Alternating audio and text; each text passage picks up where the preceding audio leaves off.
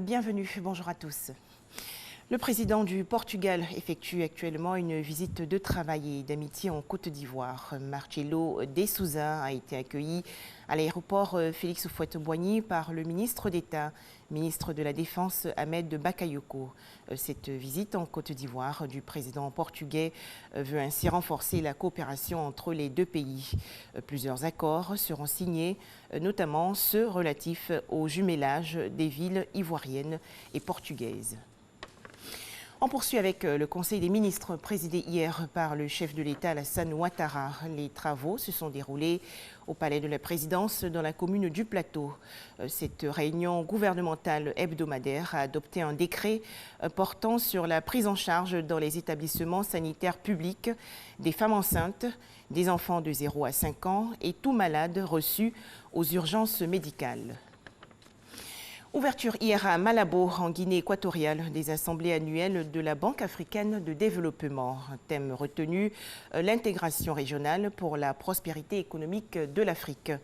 Les participants, notamment les chefs d'État et autres dirigeants africains, ont souligné l'urgence pour le continent d'activer le processus d'intégration régionale afin d'accélérer la transformation économique des pays africains. Les explications de Cheikh Koné.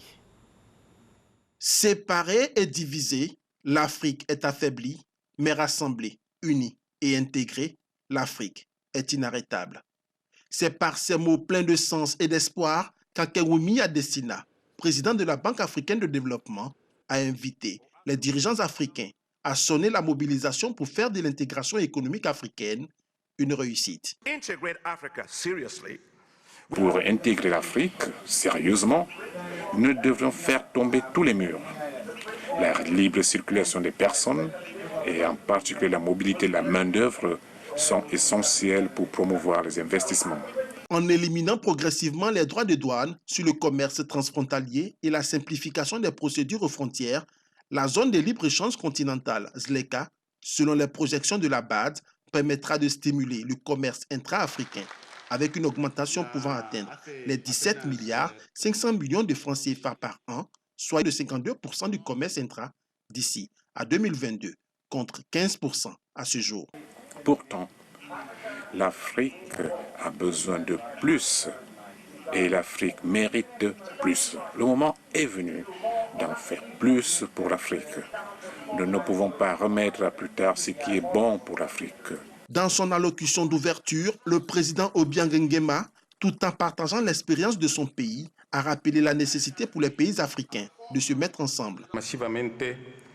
Nous avons massivement investi nos ressources dans 4 axes, à savoir doter le pays d'infrastructures, améliorer la gouvernance, investir dans le capital humain et encourager la diversification économique. Autrefois parmi les pays les plus pauvres du monde, la Guinée équatoriale détient à ce jour l'un des revenus par habitant les plus élevés du continent, soit 20 millions de francs CFA, le revenu moyen par habitant, 3 fois celui de l'Afrique du Sud. La Guinée équatoriale est ouverte aux affaires pour que les hommes et les femmes de notre continent, ainsi que d'autres parties du monde, viennent, s'installent et se sentent en sécurité et investissent pour le plein développement.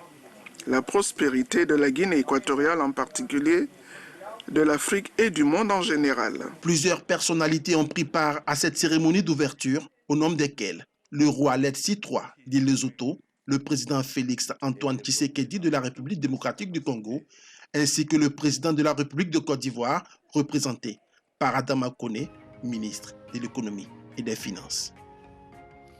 Un deuil national de 3 jours décrété au Mali en hommage aux victimes de l'attaque du village d'Ogon de Sobane. Cette décision a été prise hier en Conseil des ministres.